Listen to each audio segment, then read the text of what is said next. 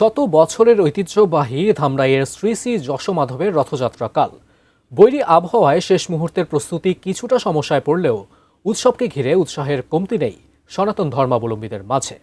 রথের সাজসজ্জা থেকে শুরু করে নিরাপত্তা সব প্রস্তুতি শেষ পর্যায়ে। ধামরাই প্রতিনিধি মনোহর হোসেন রুবেলের তথ্যচিত্রে ডেস্ক রিপোর্ট। আষাঢ় মাসে শুক্লপক্ষের দ্বিতীয়া তিথি এলেই উৎসবের আমেজে মেতে ওঠে ঢাকা জেলার ধামরাই উপজেলা। 400 বছরের ঐতিহ্যের ধারাবাহিকতায় শুরু হয় শ্রী শ্রী যশোমাধব দেবের রথযাত্রা। বৃহস্পতিবার উপমহাদেশের অন্যতম প্রাচীন এবং এশিয়ার দ্বিতীয় বৃহত্তম এই রথযাত্রার উদ্বোধন করবেন জাতীয় সংসদের চিফ হুইপ নুরুল ইসলাম মনি।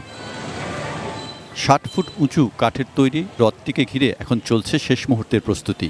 ধোয়া মোছা, রং করা আর নকশার শেষ তুলির আঁচড় দিতে ব্যস্ত কারিগররা। তবে টানা বৃষ্টিতে কিছুটা ধীর হয়েছে কাজের গতি। কত কাজ করি, কত মনে করেন বসে থাকি, আবার বৃষ্টি জায়গা আবার মুই চাটিছি আবার কাজ করি। বৃষ্টি রাতে বসে থাকি, আবার বৃষ্টি গেলে মনে করেন সুবিধা করলে মনে করেন একটু কাজ করি। ভক্তদের প্রত্যাশা অনুকূল আবহাওয়ায় নির্বিঘ্নেই সম্পন্ন হবে ঐতিহ্যের এই রথযাত্রা।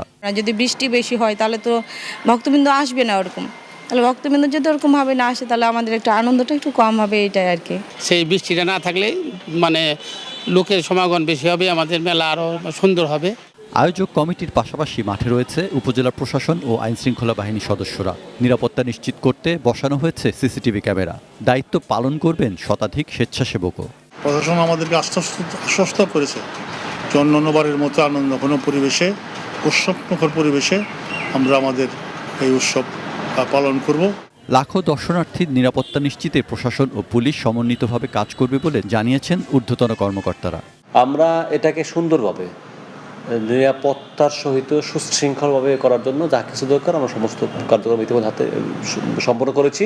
ঢাকা জেলা পুলিশ আপনাদের পাশে আছে, আপনারা কোনো নিরাপত্তাহীনতায় ভুগবেন না, আপনারা আপনাদের উৎসব সবাইকে নিয়ে পালন করবেন।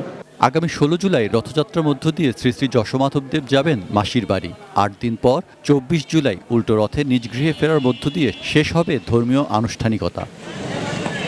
সৈকত Dasgupta, desk report, ATN news.